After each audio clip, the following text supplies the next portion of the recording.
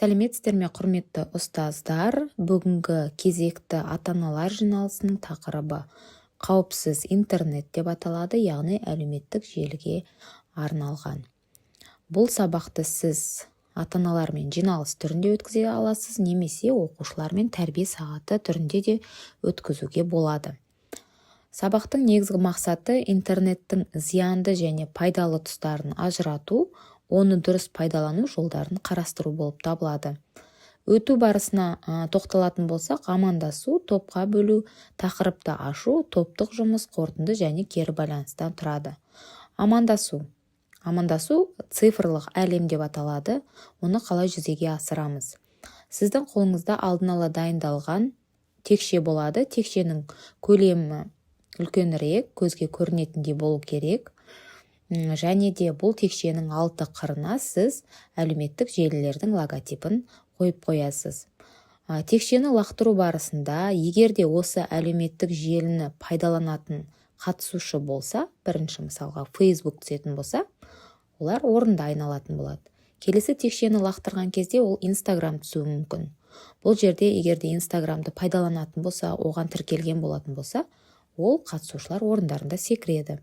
Міне сол сияқты әрбір текшенің қырын лақтыру барысында ауысып отырған сайын осы іс-әрекеттерді жасап отырады. Мысалы, қол беріп амандасады, шапалақтайды, қол бұлғайды, аяқпен тарсылдатады.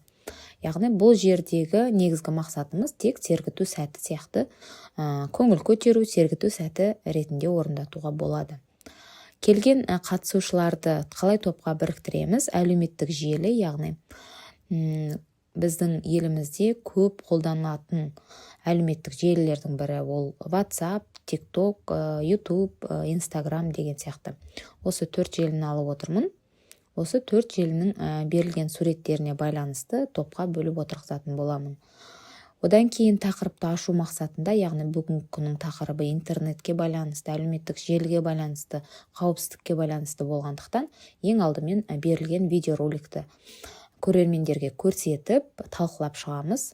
Одан кейін әр топқа топтық тапсырма берілетін болады. Топтық тапсырма берілген кезде әр топқа мынадай үлгідегі роботтарды беретін боламын.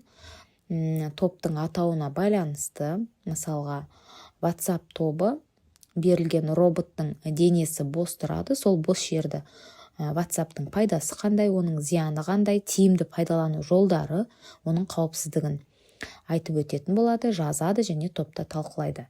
Келесі бізде TikTok болса, ол TikTok'тың да пайдасы бар ма? Қандай пайдасы бар? Зияны қандай? Оның тиімді пайдалану жолдары қандай? Қауіпсіздігі қандай? Қалай қауіпсіз қолдануға болады? Міне осының барлығын әрбір топтағы қатысушылар өздеріне берілген әлеуметтік желі туралы ақпаратты толтырып жазатын болады және де оны ортаға шығып қорғайтын болады. Қорғап болғаннан кейін қорытынды ретінде мен бұл жерде тағы да бейнероликті көрсететін боламын. Себебі бұл бейнероликте, яғни қыз баланың телефоны болмағанға дейінгі және телефонды алғаннан кейінгі өміріндегі өзгерістер туралы видеоролик көрсететін боламын. Бұл бойынша ата-аналар өзі кері байланыста қорытынды жасайтын болады. Кері байланысқа әрбір қатысушыға, ата-анаға осындай кітап түрінде беретін боламын. Ол кітаптың ішінде бүгін менің түйгенім деген сөйлем болады.